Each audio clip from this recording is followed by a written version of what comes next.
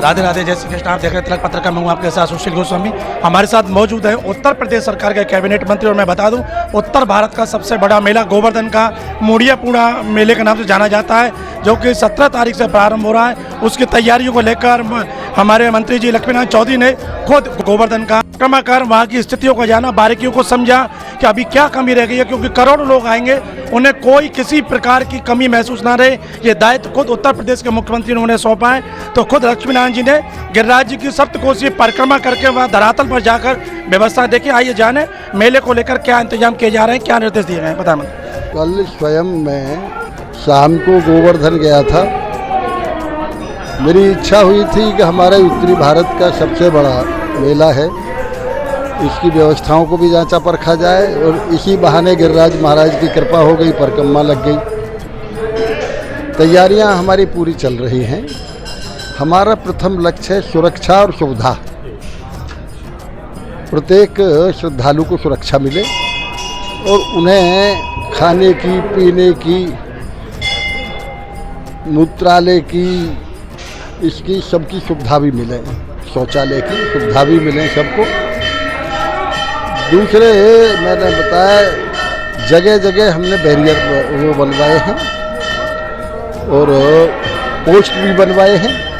उन पोस्टों पर कर्मचारी भी और अधिकारी भी रहेंगे।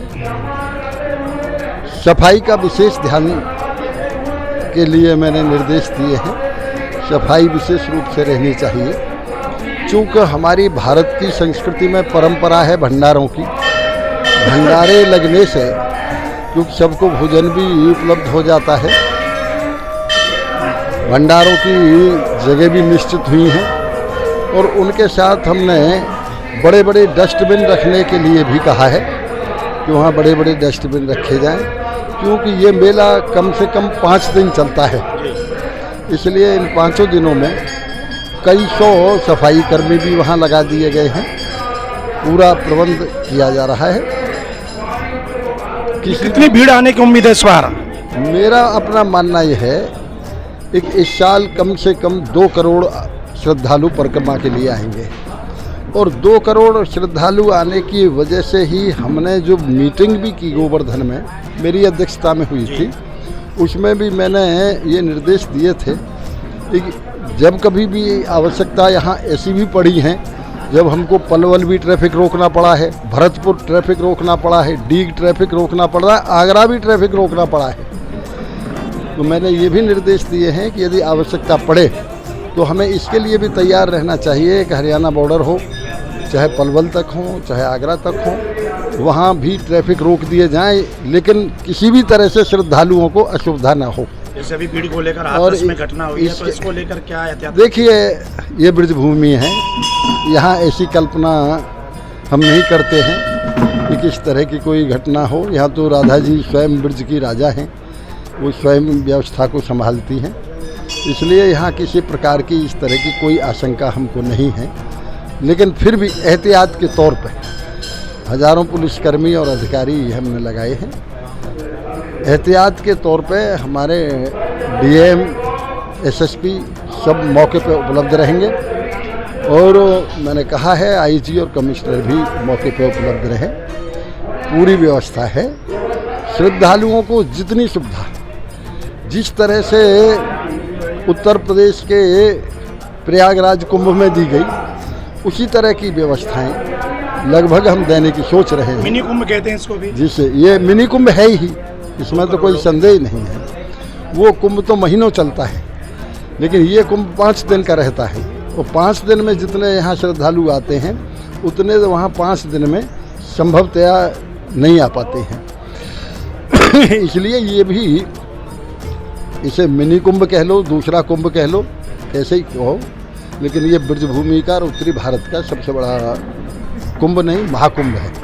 अभी गोविंद कुंड और जो मानसी गंगा, उसका पानी में अभी जो गंदा, उसको नहीं अभी बदला गया, नया पानी नहीं भरा गया, जबकि श्रद्धालु वहीं स्नान करेंगे। ऐसा है, उसके लिए पूरे प्रबंध कर दिए गए हैं। वहाँ एक अब ऐसे केमिकल चल गए हैं कि उन केमिकलों को डालने से पानी बिल्कुल शुद्ध हो जाता है, गंदगी दूर हो जाती है। वो सारे प्रबंध किए जा रहे हैं। बिल्कुल पवित्र जल होगा मानसी गंगा का, गोविंद कुंड का पवित्र जल होगा, और पूरी सुरक्षा और सुविधाओं का ध्यान रखा गया है। आपने नंगे पैर चल के देखा, सारी व्यवस्थाएं चाक चौबंद है, कहीं कोई कमी तो नजर नहीं आई? देखिए, भगवान कृष्ण जब तक ब्रज में रहे वो स्वयं नंगे पैर रहे। ब्रजवासियों का तो परम कर्तव्य है कि हम परिक्रमा दें गिरिराज जी की और जूते पहन के दें, तो मैं उसे उचित नहीं समझता हूँ। मैं हमेशा जब कभी भी मैंने परिक्रमा की है, मैं नंगे पैर ही परिक्रमा की। आपने उत्तर प्रदेश के कैबिनेट मंत्री चौधरी लक्ष्मी नारायण गोवर्धन के विश्व प्रसिद्ध मुड़िया पूर्णिमा मेला, जिसको करोड़ी मेला कहते हैं, उन्होंने बताया इस बार 2 करोड़ लोगों के आने की उम्मीद है और उसको लेकर उन्होंने खुद गिरिराज जी की सप्तकोशी 21 किलोमीटर की परिक्रमा में नंगे पैर चल के देखा, वहाँ की व्यवस्थाओं का जायजा लिया कि आने वाले श्रद्धालुओं को कोई कमी नहीं।